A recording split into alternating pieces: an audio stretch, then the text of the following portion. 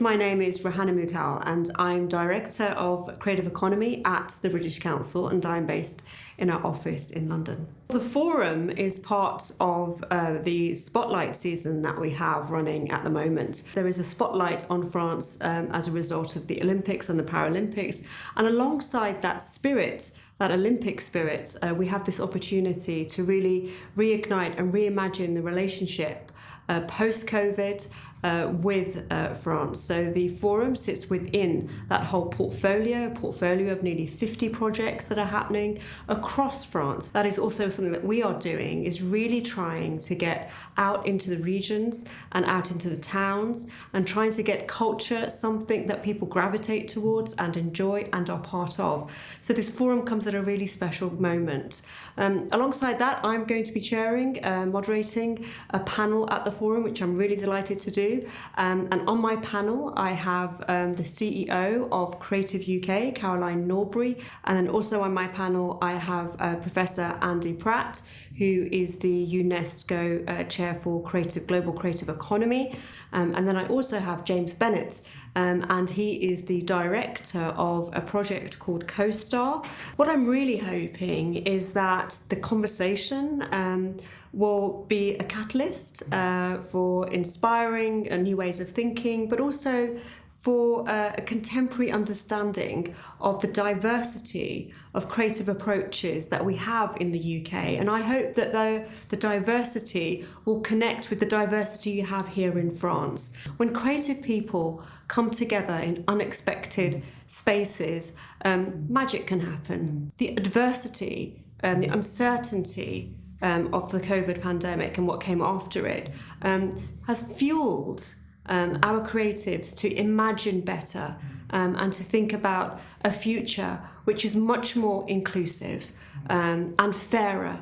And I think artists are some of the best documenters in society. Their ability to look at the world differently and to imagine something different is essential, I think, for a creative sector to thrive.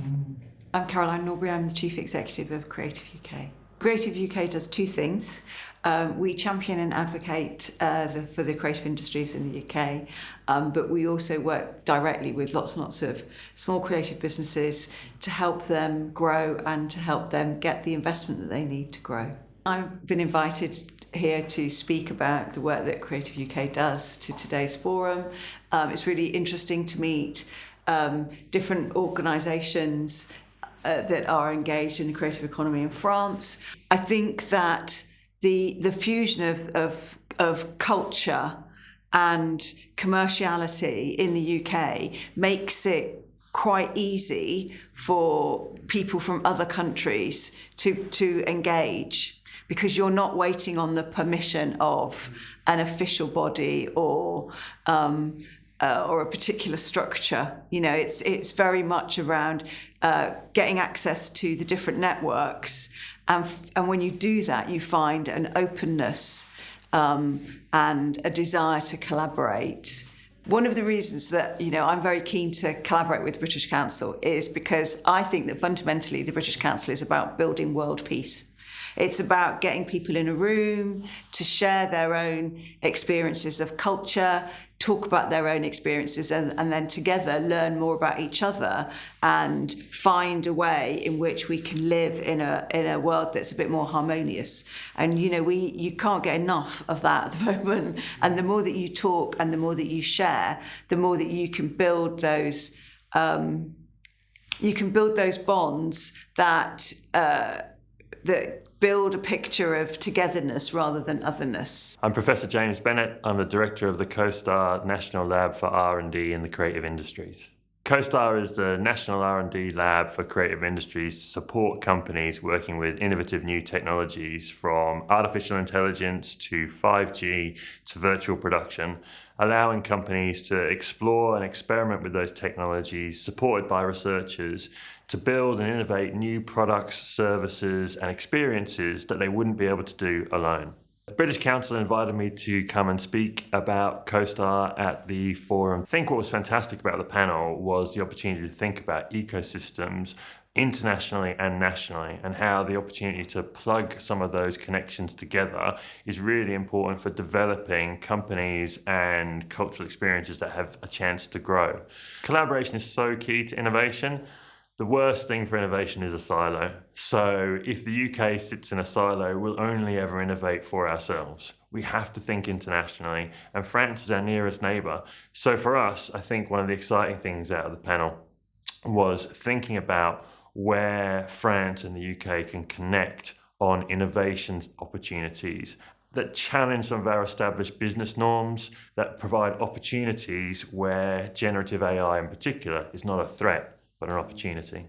My name is Andy Pratt. I'm Professor of Creative Economy at City University in London, but also I hold the role of UNESCO Chair in Global Creative Economy. I do research projects on the creative economy, particularly cross-national work. One of the projects that I've also been working on recently is the Cirque project, which is looking at creative impact in research in Europe. And one of the dimensions that we were looking at that in the research lab in London was about creative diversity, and we've been interested in trying to understand the contribution that creative diversity makes to creative growth. One of the challenges to supporting diversity is supporting the possibility of getting a job in the creative sector. So actually investment in making those jobs more permanent and secure careers, etc., are things that a variety of institutions can do. One of the big challenges is that cultural activities tend to spill over into areas like health and welfare, in terms of transport, even in terms of urban regeneration, all these different areas, and actually connecting them up is a real problem. So rather than culture just being used as like the cherry on the cake, as an instrumental sort of gain for other activities, to actually hold on to the intrinsic value of culture and creative activities and have that driving the direction is one of the big challenges, both in terms of urban policy making, but also in terms of national policy making for the cultural economy.